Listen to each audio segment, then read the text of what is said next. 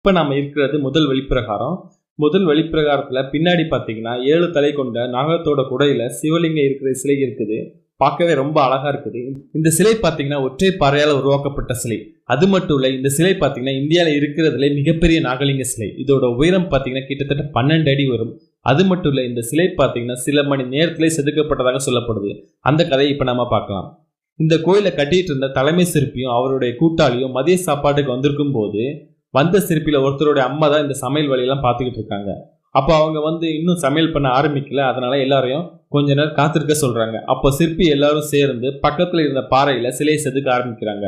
சாப்பாடு தயாராகிடுச்சுன்னு அந்த அம்மா சொல்லும் போது நாகலிங்க சிலையை முழுசா செதுக்கி முடிக்கிறாங்க. அந்த அளவுக்கு வேகமா இந்த சிலையை செதுக்கினாங்க அப்படின்னு உள்ளூர் மக்கள் சொல்றாங்க.